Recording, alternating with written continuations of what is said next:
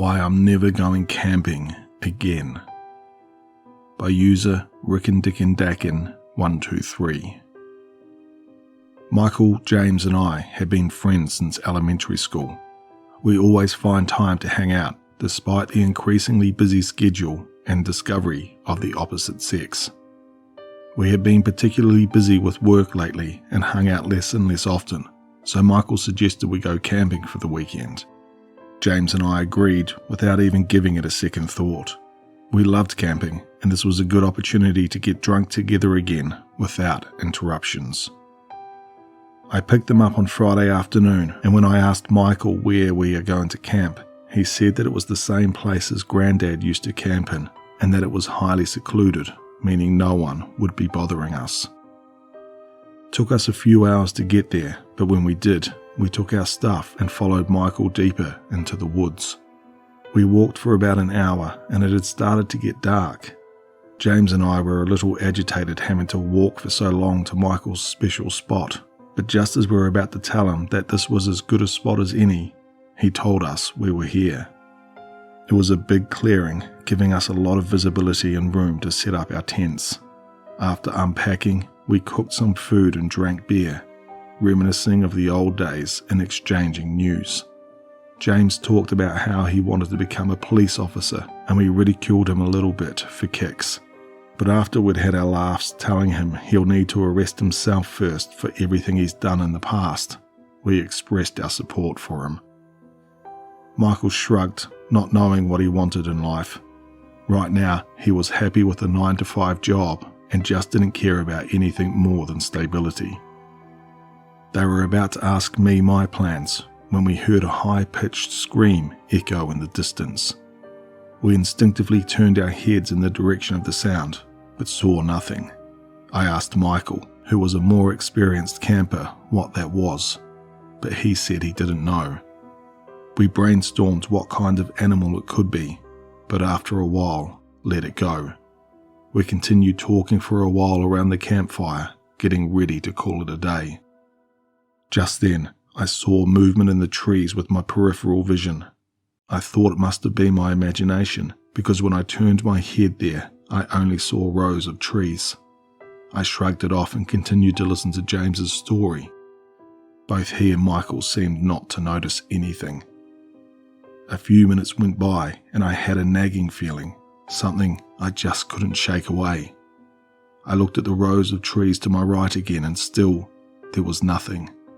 Still, looking there made me feel uneasy. I decided to ignore my gut, dismissing it as my own paranoia. Not 5 minutes go by and the feeling of dread only intensified. I looked to my right again and stopped in bafflement. A few feet in front of the row of trees stood a lone, very thin tree, separated from the rest in the clearing. I squinted my eyes, trying to figure if my brain was playing tricks on me from the excessive beer consumption. Was that tree there all along? Wait. Holy shit. That's not a tree. It just moved slightly. I blinked and continued staring, transfixed at whatever stood there. The longer I stared, the more apparent it became that it was no tree I was looking at. It was someone, or rather, something. Something too thin to be human and too tall to be an animal. I grabbed Michael's attention, and when he looked at the figure, he went pale instantly. He silently muttered, "Oh shit," to himself. "Don't look at it," he said. "Guys, listen to me. Do not look at it. If it comes near us, don't acknowledge it, don't talk to it. Just keep your eyes on each other. Got it?" To say I was scared shitless is an understatement. "Michael, what the hell is that?" I asked. "Quiet. Just look at me and don't move your eyes away, all right?" he said with a trembling voice. I looked over to James, who was silently staring at the campfire. Everything was quiet. In fact, it was too quiet, and I only realized it just now. No sounds came at all, save for the crackling of the fire. We stared like that in silence for what felt like ages, when suddenly another sound appeared in the distance. A branch cracked as if someone had stepped on it.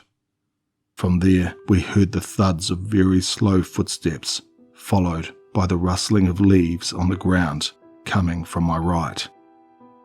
In seconds, I saw something emerge in the corner of my eye, but I couldn't make out what it was. Michael motioned with his index finger for us to look at him, and so we did.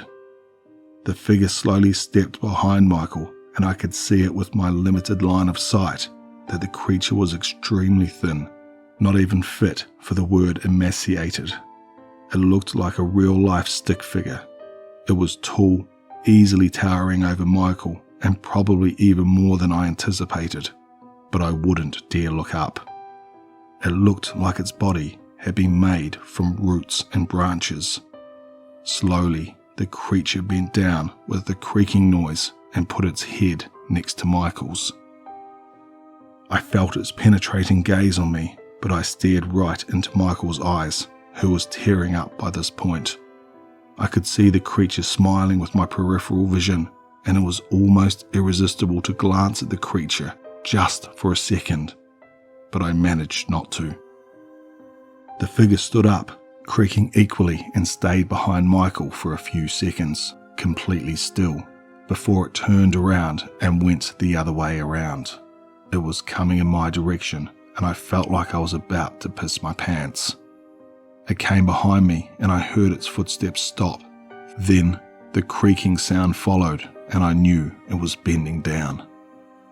I closed my eyes and breathed out quietly, trembling like a leaf on the wind. And then all of a sudden, I heard a frantic set of footsteps to my left. I opened my eyes and glanced to the left, seeing James running away. There was a high-pitched scream behind me, and then the creature ran after James, its footsteps impossibly quick. "On me," Michael reminded me during the commotion. I looked back at him and listened as the creature caught up to James, who managed to let out a short scream before he was silenced.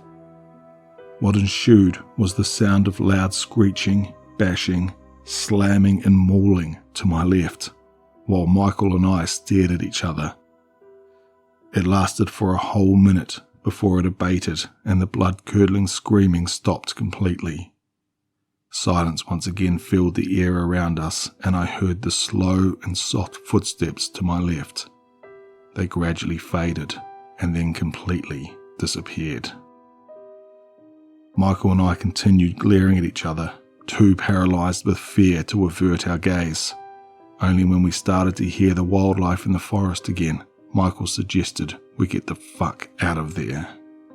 He told me not to look to my left, not because I might see James's body, but because he didn't want to risk the creature still being around. We left all our shit in the camp and bolted out of there. The creature left in the opposite direction, so we hoped we wouldn't run into it, but we didn't care about ignoring it at this point. We heard a loud shriek in the distance, which indicated the monster was far away from us, which put us at least momentarily. Still though, that scream was enough to freeze the marrow of the bone. We reached the car much faster than we got to the campsite, and once we got in, I clumsily pulled out my keys, almost dropping them on the floor while trying to put them in the ignition. We drove out of there with a cloud of dust behind us, both of us shaking. "Michael, what the fuck was that thing?"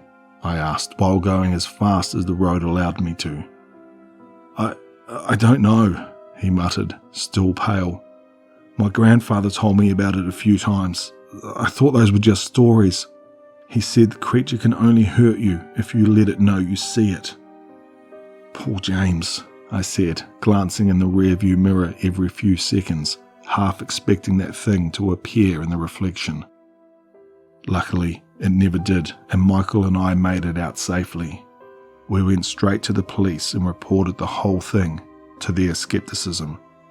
I can't blame them. A couple of drunk guys barge in the middle of the night, telling them about a fucking stick figure that killed their friend in the woods. After some convincing, they decided to send a patrol to the spot. An investigation was started when the police quickly found James's body. They said he had been mauled so badly they couldn't identify him. They concluded it was a bear attack, dismissing our story of the stick figure, threatening that we weren't suspects right now, but that it could change very quickly, so Michael and I dropped it. I don't go camping anymore, and if you do, make sure you know where you're going, or else you might end up like James, or worse. I just want to thank user RickinDickinDakin123 for allowing me to narrate that story. The author has a large range of books available on Amazon, so if you're a fan of horror stories, I highly recommend you check out his collection and maybe pick up a new book or two. If you're new here, please consider subscribing, and as always, stay tuned for one more nightmare.